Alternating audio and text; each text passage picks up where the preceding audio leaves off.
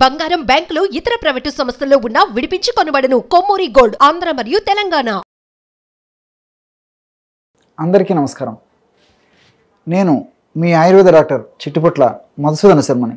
మనం ఈ వీడియోలో జ్వరం తగ్గినా నొప్పులు తగ్గకుండా ఉంటే ఎలాంటి ప్రక్రియలు ఆచరించాలి అనేటువంటి ఆసక్తిదాయకమైనటువంటి అంశాన్ని గురించి తెలుసుకోబోతున్నాం.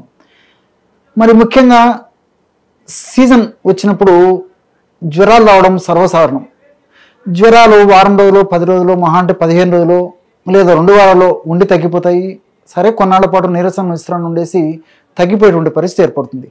కానీ గత కొన్ని సంవత్సరాల నుంచి, అంటే దాదాపు ఒక 5 సంవత్సరాలు లేదా 10 సంవత్సరాల నుంచి కూడా క్రమక్రమంగా వివిధ కారణాల రీత్యా ఈ జ్వరం వచ్చేటువంటి పరిస్థితిలో మార్పులు వస్తున్నాయి. అదేవిధంగా జ్వరం వచ్చి తగ్గిపోయిన తర్వాత కూడా విపరీతమైనటువంటి నొప్పులు, అంటే కండరాల నొప్పులు కావచ్చు, కీళ్ళ నొప్పులు కావచ్చు, మరి ఇలాంటి వివిధ రకాలైన నొప్పులతో సతమతమవుతూ చాలా ఇబ్బంది పడేటువంటి పరిస్థితి కూడా 100లో దాదాపు 80% మందిలో, 90% మందిలో ఉందంటే అతిశయోక్తి కాదు.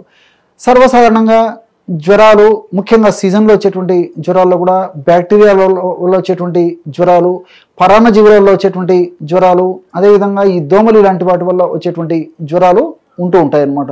ముఖ్యంగా బ్యాక్టీరియాల వల్ల వచ్చేటువంటి జ్వరాలు అయితే జ్వరం వచ్చినప్పుడు కూడా కొన్నాళ్ళు ఉండిపోయేసేసి మళ్ళీ తగ్గిపోతుంది.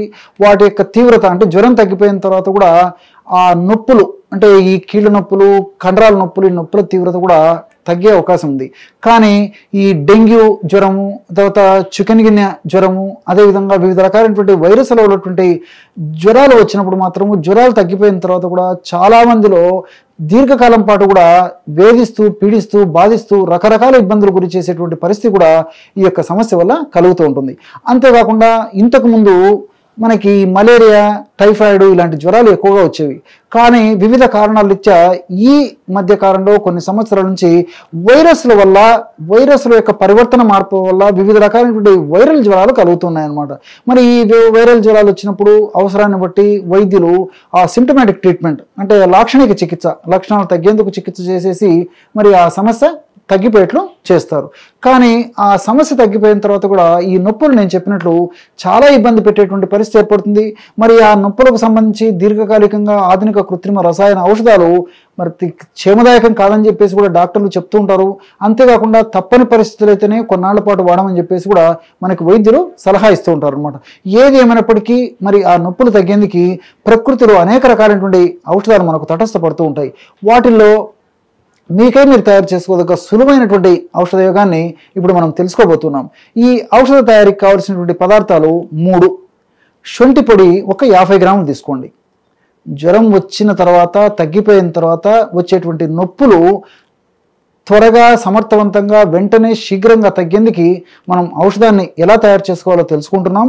ఆ ఔషధంలో ప్రప్రథమంగా 50 గ్రాముల శొంఠి పొడి కలుపుకోవాలి. అదేవిధంగా పసుపు పొడి, అంటే స్వచ్ఛమైనటువంటి పసుపు పొడి, పసుపు కొమ్ములు దంచి తయారు చేసుకున్నటువంటి పొడి 25 గ్రాములు తీసుకోవాలి. మిరియాల పొడి 10 గ్రాములు, శొంఠి పొడి 50 గ్రాములు, పసుపు పొడి 25 గ్రాములు, మిరియాల పొడి 10 గ్రాములు.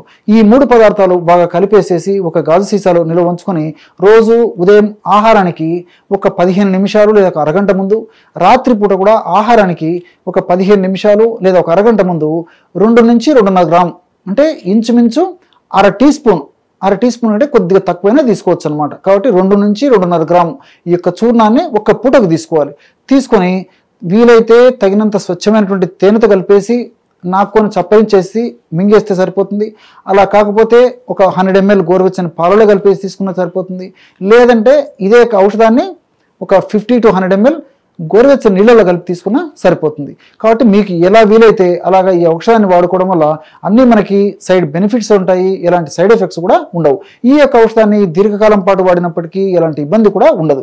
మరి సర్వసాధారణంగా ఈ జ్వరం తగ్గిపోయిన తర్వాత కూడా నొప్పులు ఎందుకు ఉంటాయంటే, మన శరీరంలో బ్యాక్టీరియాలు కావచ్చు, వైరస్లు కావచ్చు, ఇతర ఏ విధమైనటువంటి అన్ని క్రిములు ఏవి మన శరీరంలో ప్రవేశించినప్పటికీ వాటిని ఎదుర్కొనే దిశలో ఏర్కొనేందుకు ప్రయత్నం చేసేటువంటి భాగంలో వివిధ రకాలైనటువంటి రసాయన పదార్థాలు ఈ క్రిముల ఉత్పత్తి వల్ల జరుగుతుంది. అదేవిధంగా మన బాడీలో కూడా కొన్ని పదార్థాలు తయారవుతుంటాయి అన్నమాట. మరి ఈ యొక్క పదార్థాలు హానికారకంగా తయారు కావడం వల్ల ఈ హానికారకమైనటువంటి పదార్థాల వల్లనే ఈ యొక్క నొప్పులు కలుగుతుంటాయి. అంటే ఈ నొప్పులు కలిగేందుకు ఇన్ఫ్లమేషన్ అనేటువంటి ప్రక్రియ కారణం అనమాట.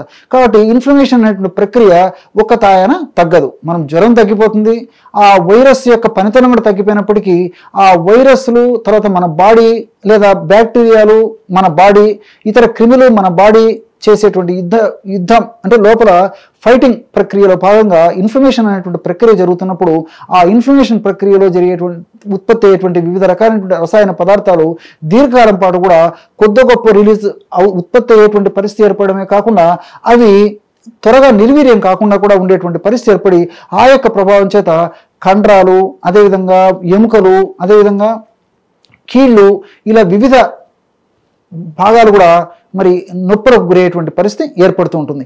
ఈ యొక్క పరిస్థితి ఉన్నప్పుడు ఈ యొక్క ఔషధాన్ని వాడుకోవడం వల్ల చాలా చక్కదిద్దబడుతుంది. మరి ఇన్ఫ్లమేషన్ అనేటువంటి ప్రక్రియలో TNF, alpha, IL-2, IL-6, cytokines ఇలాంటి అనేక రకాలైనటువంటి రసాయన పదార్థాలు ఉత్పత్తి అవుతుంటాయి అన్నమాట. ఈ యొక్క పదార్థాల యొక్క హానికారకమైన రసాయన పదార్థాల యొక్క ప్రభావం చేతనే మనకి నొప్పి, పోటు, బాధ, సలుపు ఇలాంటివన్నీ కలుగుతుంటాయి. కాబట్టి మరి యొక్క పదార్థాల యొక్క ఉత్పత్తిని త్వరగా తగ్గించడమే కాకుండా కొద్ది గొప్ప ఉత్పత్తి అయ్యేటువంటి ఆ పరిస్థితిని కూడా తగ్గించడమే కాకుండా వాటి శక్తిని కూడా నిర్వీర్యం చేసేటువంటి పరిస్థితి ఈ శొంఠి, అదేవిధంగా మెంతులు, శొంఠి, పసుపు, మిరియాల్లో ఉంది. కాబట్టి శొంఠి, పసుపు, మిరియాలను ఈ పద్ధతిలో వాడుకోవడం వల్ల చాలా సమర్థవంతమైనటువంటి ఫలితాలు కలుగుతాయి.